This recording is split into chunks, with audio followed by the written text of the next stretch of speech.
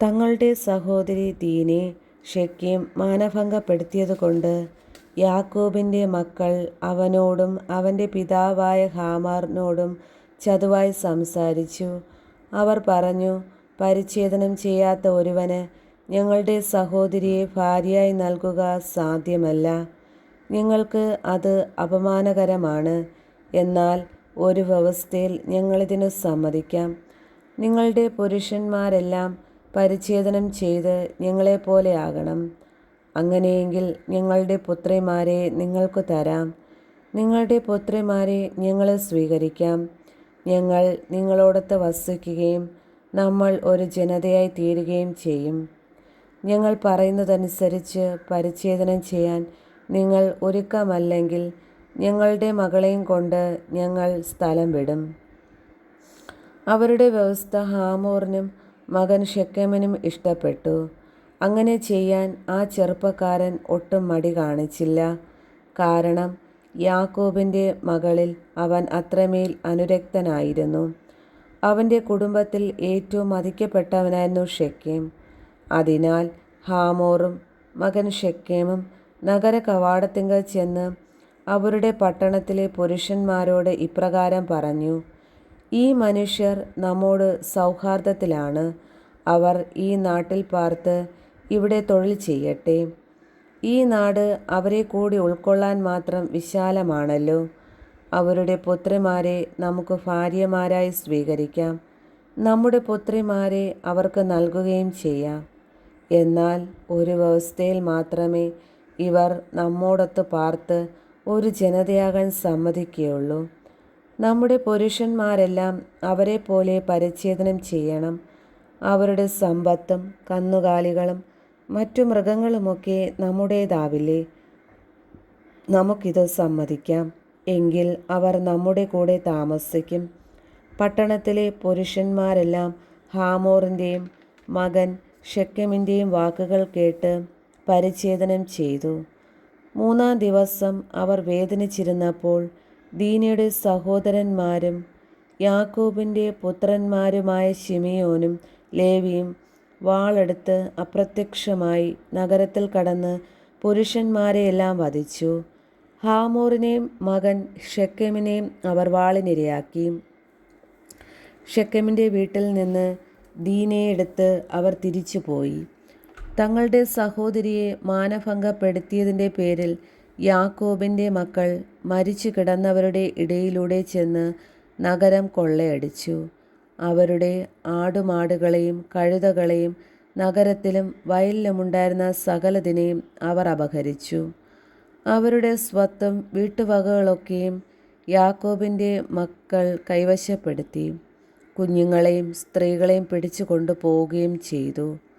അപ്പോൾ യാക്കോബ് ശിമിയോനെയും ലേവിയെയും വിളിച്ച് ഇങ്ങനെ പറഞ്ഞു: ഇന്നാട്ടുകാരനായ കാനാൽക്കാരുടെയും പെരിസ്ത്യരുടെയും മുൻപിൽ നിങ്ങൾ എനിക്ക് ദുഷ്കീർത്തി വരുത്തിയിരിക്കുന്നു. എനിക്ക് ആൾബലം കുറവാണ്. അവരൊന്നിച്ചുകൂടി എന്നെ ആക്രമിച്ചാൽ ഞാൻ തകർന്നു പോകും. ഞാനും കുടുംബവും നശിക്കും.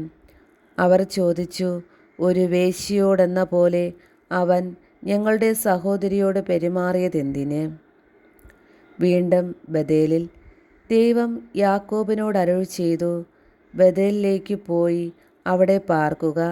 നിന്റെ സഹോദരനായ ഏസാവിൽ നിന്ന് നീ ഓടി രക്ഷപ്പെട്ടപ്പോൾ നിനക്ക് പ്രത്യക്ഷപ്പെട്ട ദൈവത്തിന് അവിടെ ഒരു ബലിപീഠം പണിയുക. അതുകൊണ്ട് യാക്കോബ് തൻ്റെ കുടുംബാംഗങ്ങളോടും കൂടെയുണ്ടായിരുന്ന എല്ലാവരോടുമായി പറഞ്ഞു: നിങ്ങളുടെ പക്കലുള്ള അന്യദേവന്മാരെ ദൂരെ കളയുക. എല്ലാവരും ശുദ്ധി വരുത്തി വസ്ത്രം മാറുക. നമുക്ക് ബേഥേലിലേക്ക് പോകാം. എൻ്റെ കഷ്ടപ്പാടിൽ എൻ്റെ പ്രാർത്ഥന ചെവിക്കൊണ്ടവനും ഞാൻ പോയിടത്തെല്ലാം എൻ്റെ കൂടെ ഉണ്ടായിരുന്നവനുമായ ദൈവത്തിന് ഞാൻ അവിടെ ഒരു ബലിപീഠം പണിയും. തങ്ങളുടെ കൈവശമുണ്ടായിരുന്ന ദേവവിഗ്രഹങ്ങളും തങ്ങളുടെ കർണാഭരണങ്ങളും അവർ യാക്കോബിനെ ഏൽപ്പിച്ചു. അവർ ഷെക്കെമിന് അടുത്തുള്ള ഓക്കുമരത്തിൻ്റെ ചുവട്ടിൽ അവ കുഴിച്ചു മൂടി. അവർക്ക് ചുറ്റുമുള്ള നഗരങ്ങളിലെല്ലാം ദൈവഭീതി ഉണ്ടായി. അതുകൊണ്ട് അവർ യാത്ര ചെയ്തപ്പോൾ ആരും യാക്കോബിൻ്റെ മക്കളെ പീഡിപ്പിച്ചില്ല. യാക്കോബും കൂടെയുണ്ടായിരുന്നവരും കാനാൻ ദേശത്ത് ബേഥേലിൽ, അതായത് ലൂസ് എന്ന സ്ഥലത്ത് എത്തിച്ചേർന്നു.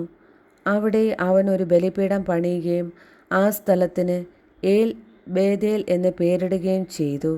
കാരണം സ്വന്തം സഹോദരിൽ നിന്ന് ഒളിച്ചോടിയപ്പോൾ അവിടെ വെച്ചാണ് ദൈവം അവന് പ്രത്യക്ഷപ്പെട്ടത്. റബേക്കായുടെ പരിചാരികയായ ദബോറ മരണമടഞ്ഞു. ബേഥേലിൻ്റെ താഴ്വരയിൽ ഒരു ഓക്കുമരത്തിൻ്റെ കീഴെ അവളെ അടക്കി. അതിന് അലോൺ ബാക്കോത്ത് എന്ന് പേരുണ്ടായി. പാതാൻ ആരാമിൽ നിന്ന് പോന്നപ്പോൾ ദൈവം യാക്കോബിന് വീണ്ടും പ്രത്യക്ഷപ്പെട്ട് അവനെ അനുഗ്രഹിച്ചു. ദൈവം അവനോട് അരുളി ചെയ്തു, യാക്കോബ് എന്നാണ് നിന്റെ പേര്, എന്നാൽ ഇനിമേൽ യാക്കോബ് എന്നല്ല, ഇസ്രായേൽ എന്നായിരിക്കും നീ വിളിക്കപ്പെടുക. അതിനാൽ അവൻ ഇസ്രായേൽ എന്ന് വിളിക്കപ്പെട്ടു. ദൈവം അവനോട് വീണ്ടും അരുളി ചെയ്തു, ഞാൻ സർവശക്തനായ ദൈവമാണ്. നീ സന്താനപുഷ്ടിയുണ്ടായി പെരുകുക. ജനതയും ജനതയുടെ ഗണങ്ങളും നിന്നിൽ നിന്ന് ഉത്ഭവിക്കും. രാജാക്കന്മാരും നിന്നിൽ നിന്ന് ജന്മമെടുക്കും. അബ്രഹാത്തിനും ഇസഹാക്കിനും ഞാൻ നൽകിയ നാട് നിനക്കും നിന്റെ സന്താന പരമ്പരകൾക്കും ഞാൻ നൽകും. അനന്തരം ദൈവം അവനെ വിട്ടുപോയി. അവിടുന്ന് തന്നോട് സംസാരിച്ച സ്ഥലത്ത് യാക്കോബ് കല്ലുകൊണ്ട് ഒരു സ്തംഭം ഉയർത്തി. അതിന്മേൽ ഒരു പാനീയ ബലി അർപ്പിച്ച് എണ്ണ പകർന്നു. ദൈവം തന്നോട് സംസാരിച്ച സ്ഥലത്തിന് യാക്കോബ് ബേഥേൽ എന്ന് പേരിട്ടു. ബേഥേലിൽ നിന്ന് അവർ യാത്ര തുടർന്നു. എഫ്രാത്തായിൽ എത്തുന്നതിന് കുറച്ചു മുൻപ് റാഹേലിന് പ്രസവവേദന തുടങ്ങി.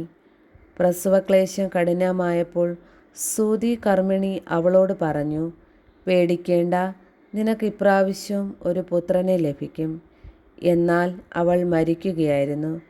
ജീവൻ വേർപെടുന്ന സമയത്ത് അവൾ അവനെ ബെനോനി എന്ന് പേർ വിളിച്ചു.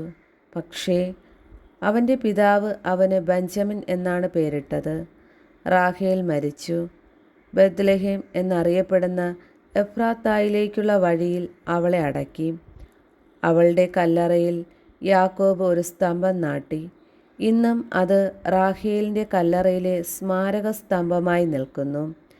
ഇസ്രായേൽ യാത്ര തുടർന്ന് ഏദർ ഗോപുരത്തിനപ്പുറം കൂടാരമടിച്ചു. ഇസ്രായേൽ ആ നാട്ടിൽ പാർത്തിരുന്നപ്പോൾ റൂബൻ തൻ്റെ പിതാവിൻ്റെ ഉപനാരിയായ ബിൽഹായുമൊത്ത് ശയിച്ചു. ഇസ്രായേൽ അത് അറിയാനിടയായി.